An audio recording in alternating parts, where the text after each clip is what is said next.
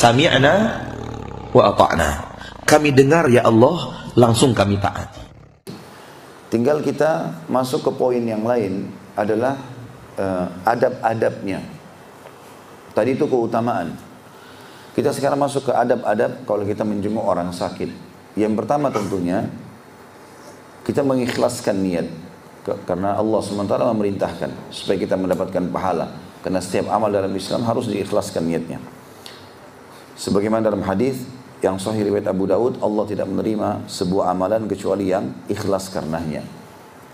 Kemudian yang kedua, jadi bukan karena tidak enak saja ya. Bukan karena tidak enak, bukan karena terpaksa, bukan karena ini atasan, bukan karena ini hanya mertua, tidak. Memang ikhlaskan saya menjenguk orang sakit apalagi dia muslim. Dan menjenguk orang sakit juga boleh menjenguk ya orang non muslim ya. Menjenguknya boleh, yang tidak boleh kalau menghadiri acara ritualnya, termasuk misalnya kalau sudah masuk ke acara kematian. Ya, tapi kalau dia masih sakit nggak masalah dijenguk. Tapi kita bicara lingkup yang lebih khusus lagi adalah menjenguk orang muslim. Kita ikhlaskan niat. Yang kedua, yang kita harus lakukan adalah memilih waktu dan tempat yang tepat. Ya. Jadi kita tentu di rumah sakit pun sudah ada jam besuk misalnya, ya waktu-waktu yang tepat. Jangan sampai pada saat dia mungkin lagi dibersihkan oleh perawat atau lagi mengkonsumsi obat yang memang tidak boleh, ada orang yang sehat di situ ya karena penyakitnya sangat keras misalnya. Maka ini semua kita pilih waktu dan tempat yang tepat. Ya. Kalau misalnya ada orang sakit tapi jauh sekali luar negeri, mungkin kita tidak mampu untuk ke sana, itu tidak tepat waktu dan tempatnya juga. Ya. Dan ini selalu dilakukan oleh Nabi SAW.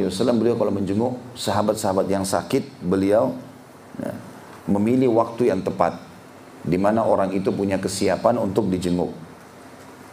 Kemudian yang ketiga, mendoakan padanya atau di sisinya doa-doa yang disunnahkan.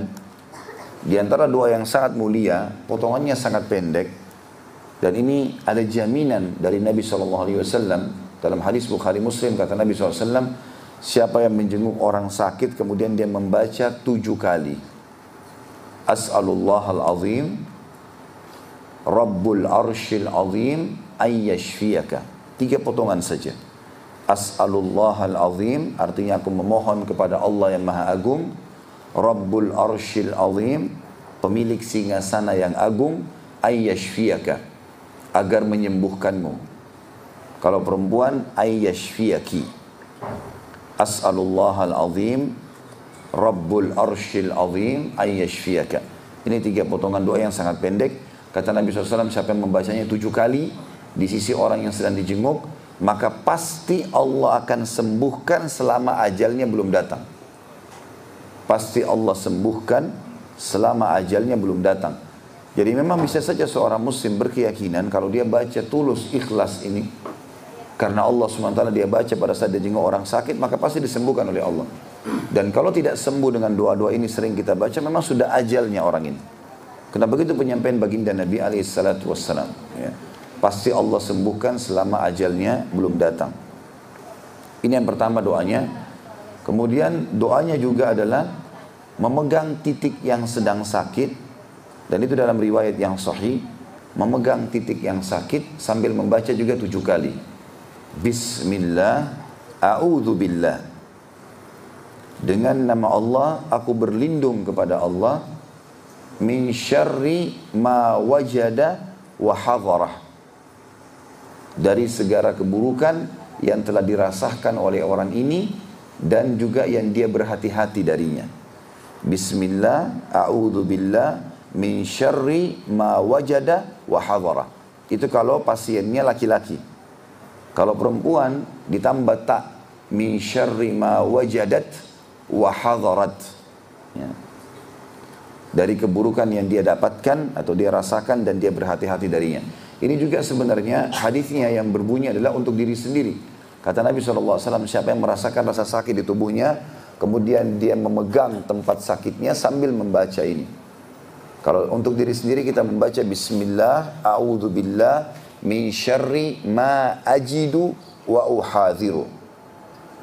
Ajidu wa uhadhiru, apa yang aku rasakan dan apa yang aku hati-hati darinya. Kalau laki-laki di depan kita pasien kita sedang pegang, mengatakan ma wajada wa hadara. Kalau perempuan tentu dengan perempuan yang lain juga dia mengatakan ma wajadat wa hadarat. Ini juga sunnahnya membaca 7 kali. Ya. Tentu ini harus diikuti dengan keyakinan teman-teman sekalian. Sering kali saya kadang-kadang tanpa sebab saya merasakan sakit. Ya.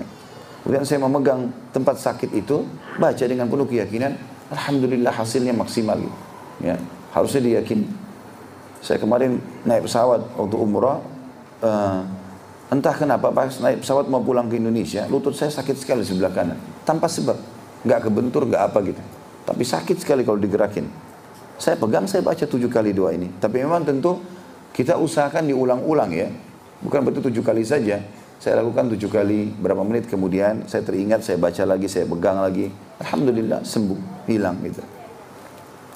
Maka ini termasuk sunnah Nabi SAW. Dan ingat, doa dan zikir makin sering diulangi, maka makin besar efeknya.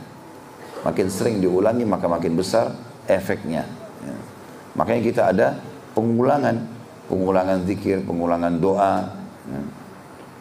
Maka pengulangan ini bermanfaat sekali.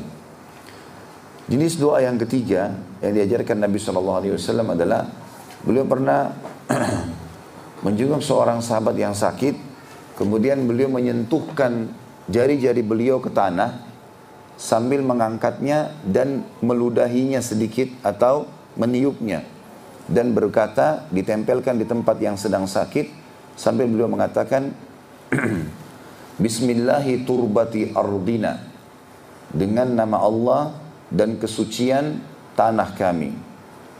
Biriqati ba'dina, dengan air liur atau air ludah sebagian kami. Yushfa bihi saqimuna, tersembuhkanlah orang yang sakit di antara kami. Bismillahi turbati ardina, dengan nama Allah dan kesucian tanah kami. Bismillah nama Allah, turbati ardina, kesucian tanah kami. Biriqati ba'dina, dengan air ludah atau air liur sebagian di antara kami. Yushfa bihi saqimuna, tersembuhkanlah orang yang sakit di antara kami. Ini di antara doanya. Juga di antara doa yang lain adalah dianjurkan oleh Nabi SAW, doa yang keempat, Allahumma rabban nas adhibil ba's. Allahumma rabban nas adhibil ba's. Artinya Allahumma rabban nas, ya Allah Tuhannya manusia. Adhibil ba's, hilangkanlah rasa sakit ini. Lanjutannya ishfi anta syafi, sembuhkanlah karena kamu satu-satunya pemberi kesembuhan. Ishfi anta syafi, Allahumma rabban nas adhibil ba's, ishfi anta syafi, la shifa illa shifa'uk, shifa'an la yughadiru saqama. Ya. Ishfi anta syafi, la shifa illa shifa'uk, shifa'an la yughadiru saqama. Allahumma rabban nas, ya Allah Tuhannya manusia, adhibil ba's, hilangkanlah penyakit ini. Ishfi anta syafi, sembuhkanlah karena engkau adalah satunya penyembuh. La shifa illa shifa'uk, dan tidak akan pernah ada kesembuhan kecuali kesembuhan dari sisimu. Shifa'an la yughadiru saqama, kesembuhan yang tidak meninggalkan bekas. Kesembuhan yang tidak meninggalkan bekas. Sebagian ulama menambahkan, ini tentu yang kedua tadi tentang masalah yang harus kita lakukan ya, mengikhlaskan niat. Kemudian yang kedua, melihat waktu dan tempat yang tepat. Yang ketiga, membaca doa-doa tadi.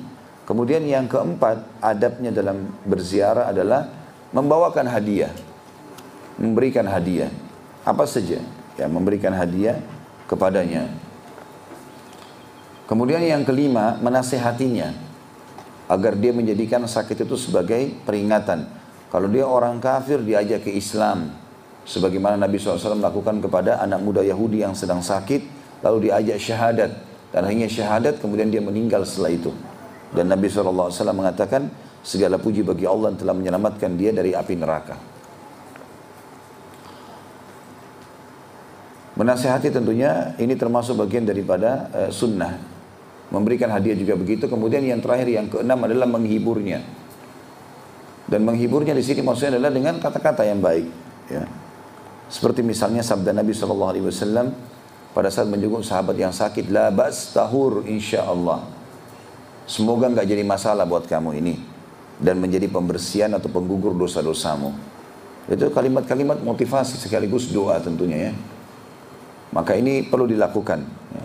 Jadi jangan sampai kita datang menjenguk orang sakit, sebentar lagi kamu mati kayaknya nih. Ya. Atau apalah kata-kata yang serupa dengan itu, malah menakut-nakuti. Maka ini tidak boleh. Tapi kita juga tidak bohong tentunya. Ya. Dari satu sisi begitu, kita mengatakan insya Allah Allah sembuhkan, semangatlah. Ada orang yang lebih berat penyakit tapi Allah sembuhkan. Seperti itu. Dan yang paling bagus adalah kita titipkan masalah akidah di situ. Misal kita mengatakan, kalau ajal datang, maka tidak akan pernah orang bisa luput. Orang mati bukan karena di rumah sakit, tapi orang mati karena ajalnya datang. Walaupun dia sehat, di luar sana seorang olahragawan pun akan mati saatnya dia